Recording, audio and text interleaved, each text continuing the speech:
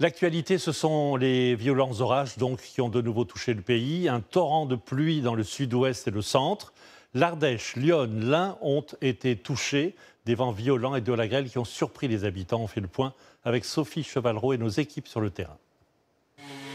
Cela s'est joué à quelques centimètres. Alors que cette voiture roule sur cette départementale hier soir, une vingtaine de peupliers déracinés par la tempête s'abattent sur la chaussée. Antonin, le conducteur, a frôlé la mort. Il y a vraiment un temps abominable, on ne voyait rien à même pas 2 mètres. Et puis j'ai juste vu un arbre tomber devant moi. J'ai juste eu le temps de reculer pour éviter de me prendre les autres. Et là, il y en a 2 qui sont restés, c'est les seuls qui ne sont pas tombés. Et sinon, ils m'auraient écrasé, quoi. Voici les trombes d'eau tombées sur l'Ardèche hier soir. 10 jours de pluie en quelques heures.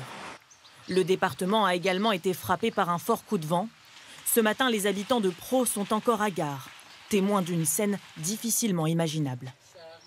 C'était l'apocalypse, quoi.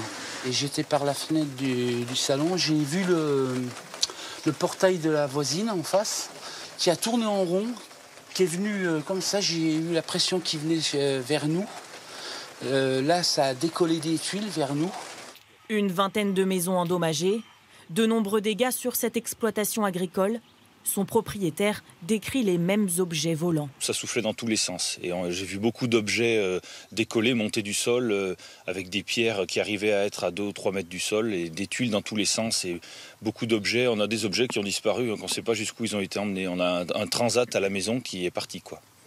À 400 km au nord, à Sens, dans l'Yonne, le vent a été si puissant qu'il a emporté le manège du centre-ville. Le carrousel et sa cabine ont parcouru une vingtaine de mètres. Aucun blessé. Les riverains n'en croient pas leurs yeux. Normalement, il est là-bas. Hein. Il est sur notre place. Là. Le vent l'a poussé vraiment, il l'a fracassé le long du mur. Hein. Il y a déjà tous les arbres qui étaient cassés là, dans toute la rue. Là. C'était déjà impressionnant, mais alors quand je suis arrivé là, vraiment surprenant. Hein. D'autres ont vécu un orage de grêle aussi violent que soudain. Les grêlons ont détruit des pare-brises.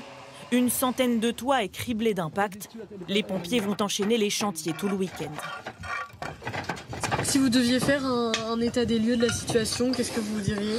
Catastrophique. Je suis un habitant du village aussi, qui habite un petit peu plus bas. Et donc, beaucoup de dégâts. Les intempéries ont également causé de nombreuses coupures d'électricité. À Châtillon-sur-Chalaronne, ce poteau en béton portant le transformateur local a été arraché. 20 familles n'ont plus de courant. À Vichy, des arbres se sont abattus sur des caténaires et ont temporairement interrompu une partie du trafic ferroviaire entre l'Allier et le Puy-de-Dôme. En Lozère, un camping municipal qui accueille des enfants a dû être évacué sur la commune de Benassac. Et dans l'Aveyron voisin, l'alerte est maintenant levée, mais 2500 foyers sont toujours privés d'électricité.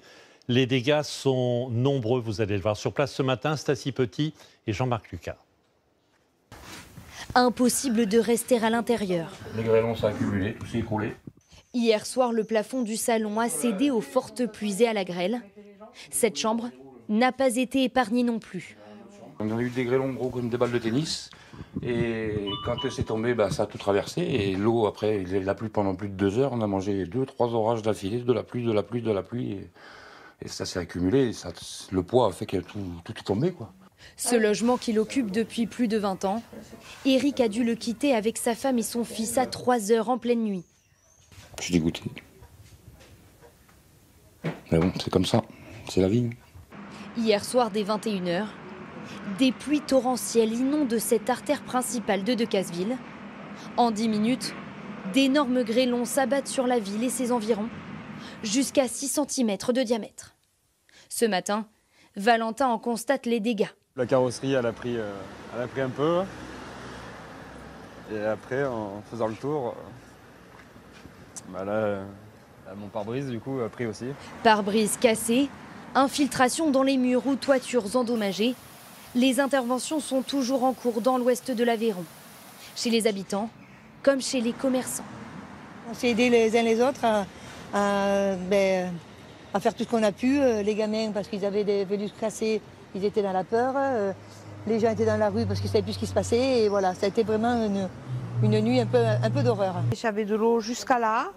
Avec l'aspirateur, j'allais éponger 20 litres. Elle est passée par le faux plafond là-bas. Il y a des vêtements qui ont été mouillés. Pas beaucoup, j'ai eu de la chance. En tout, les pompiers ont été mobilisés sur près de 300 interventions. 4000 personnes sont encore privées d'électricité.